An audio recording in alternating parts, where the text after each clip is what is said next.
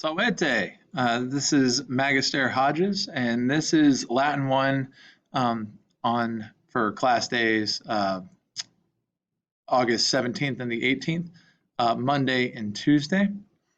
And this is the first time for class. We'll start with a warm-up.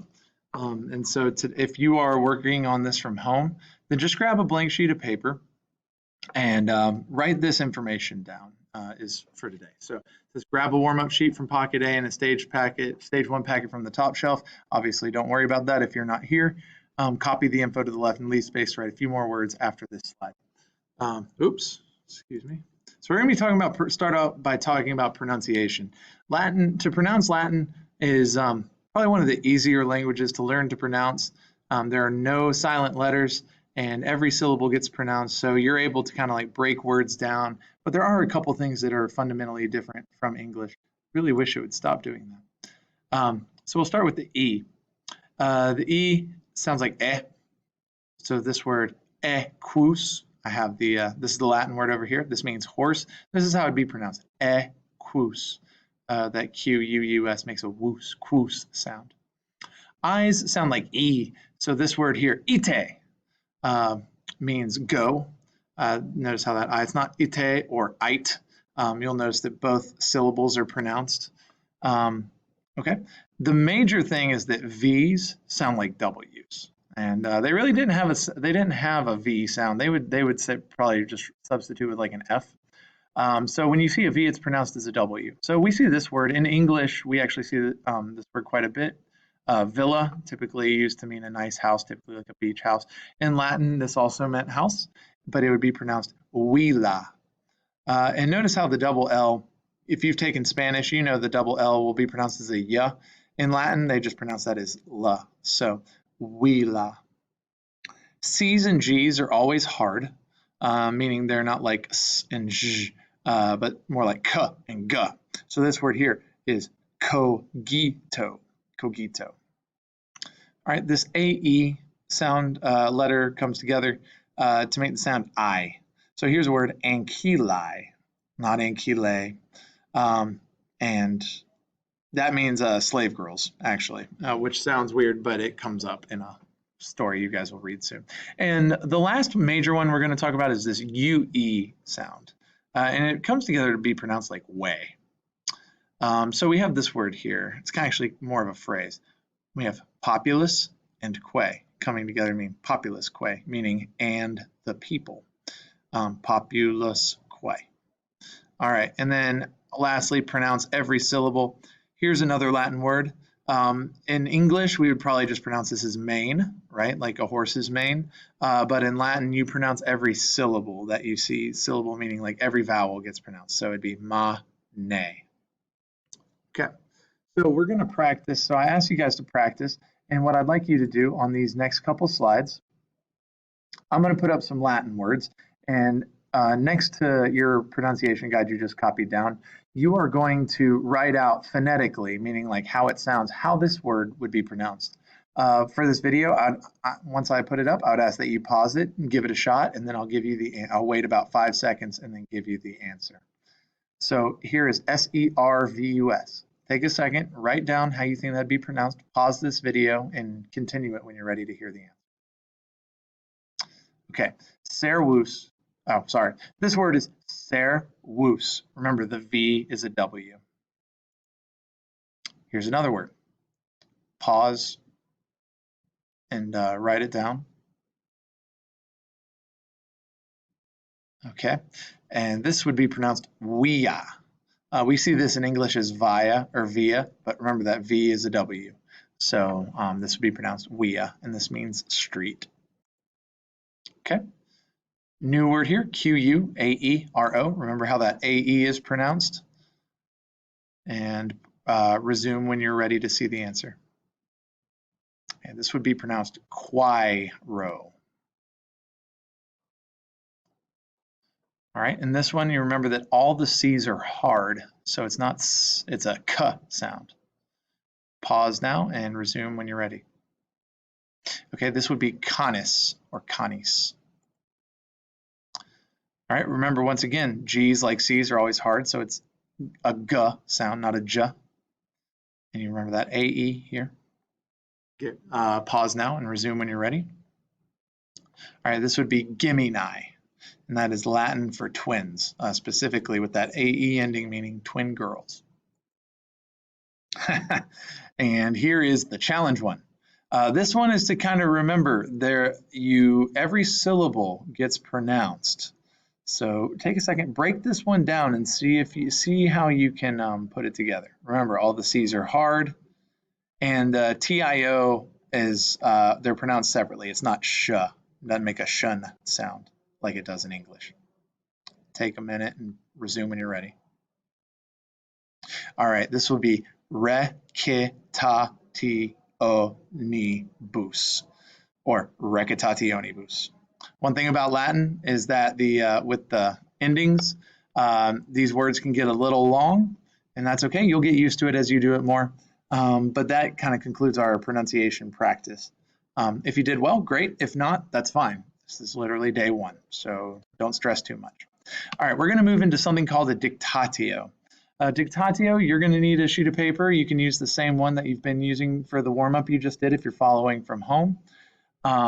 Basically, I'm going to read out loud a sentence in Latin multiple times without you seeing it. You're going to try and write down what I'm saying, and then I will show you what the sentence is in Latin, and you can make your corrections to your guess based off listening, and then we will you will try and figure out what the sentence means. So this comes from the beginning of stage one. So we're being introduced to a family. So for your dictatio, you will write down number one and try and repeat this. Repeat this also after me without even seeing the sentence. Caecilius est pater. Caecilius est pater.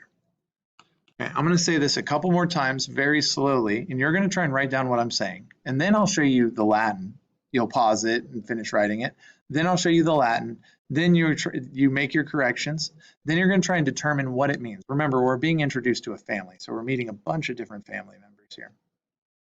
All right, so this is number one. Caecilius est pater. Caecilius est pater. Caecilius est pater. So I'll typically only repeat it 3 times. If you want to take a second to write this down, pause this video, and when you're ready to check yourself, resume. Okay. So number one is Caecilius, Caecilius, est, est, pater, Pater, Caecilius est pater. All right, so like I said, we're being introduced to a member of family. Another fun fact about Latin, especially in the text that we're going to be using at first, all words are going to be lowercase entirely, even if it's the beginning of a sentence, unless it's a name. So in this case, Caecilius is a name. It doesn't get translated. It's basically the Latin equivalent of Cecil. But this guy, his name is Caecilius. And what member of a family do you think he is? Caecilius est pater. See this word pater? We know est from last week means is. So Caecilius is. And pater, you could probably take a guess. We get words like paternal and paternity. This means Caecilius is the father. All right, number 2. Metella est mater. Metella est mater. Metella est mater. Pause to write and resume when you're ready. There you go, number 2, Metella est mater. I see that this is not fully capturing it, so I'm going to move the screen down a little bit. All right, Metella est mater. Once again, Metella, wow, I can't move my mouse. Metella is a name, est means is, and mater. Pater was father, so what do you think mater is? Mater is mother. So the number 2 is Metella is the mother. You also notice there's no word in here for thee. It's because Latin doesn't use a word for thee. So whenever you see a sentence, it'll be like Metella is mother. You could say Metella is the mother or Metella is a mother. Both of those are true. One may sound better. So it's up to you to determine which one sounds better to you. All right, trace, number 3. Move this up a little bit. Okay. Quintus est filius. Quintus est filius. Quintus est filius. All right, pause, try and write it. See the answer in a second. Okay. Quintus est filius. Quintus is the name, est means is, and we had the father and the mother before. This person, Quintus, looks a lot younger, so we are going to say this means son. Quintus is the son, as opposed to filia, which would mean daughter. All right, number 4, quatuor. Clemens est servus. Clemens est servus. Clemens est servus. All right, pause to write. Resume when you're ready. Okay. Number 4, Clemens est servus. All right, so this is Clemens. This is his name. Clemens is servus. This looks, you can see the verb serve right here, right? Like in English. This means Clemens is the servant. All right, quinque, number 5. Grumio est coquus. Grumio est coquus. Grumio est coquus. All right, take a sec, pause to write, resume when you're ready. Okay. Grumio, G-R-U-M-I-O, est is coquus. And you can probably kind of see it in the name here, or in the word. We have grumio is. Also look at this picture. What does it look like he's holding? Looks like a giant ladle or a frying pan. And that would be because grumio is the cook. Coquus means cook. Sorry, had to pause to close my door. We have grumio as coquus. Grumio is the cook. This is number 6. Cerberus est canis. Cerberus est canis. Cerberus est canis. Pause to write, resume when you're ready. Okay. Cerberus est canis.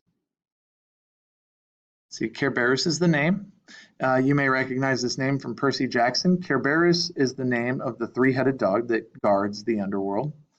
Cerberus is, and he is, a canis, a dog.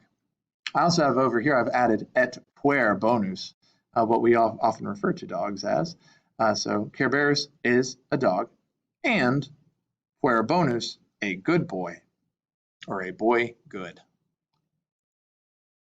Okay, got a few more here. We're going to go back to Caecilius and see where he is. This is Caecilius est in tablino. Caecilius est in tablino. Caecilius est in tablino. Pause to write. Resume when you're ready. All right. Number 7, Caecilius est in tablino. There's Caecilius. He is in. We're trying to figure out what this room is. Look at what he's doing. He's writing. Looks like he's doing some work. Got other scrolls over here. This room is a study. A tablino is a study. All right. Number 8. Metella est in atrio. Metella est in atrio. Metella est in atrio. Pause to write, resume when you're ready. All right. Number 8, Metella est in atrio. In your vocab, you will see that this is Metella is in, and it looks like she's in a living room, which I'll accept. The word atrio, it's the word atrium, and it means atrium. We'll talk more about that later. I'm running up against my time limit here. I've got 15 seconds left, so you will resume this in part 2 video, which you should see linked on this page or on It's Learning. So for the moment, wale.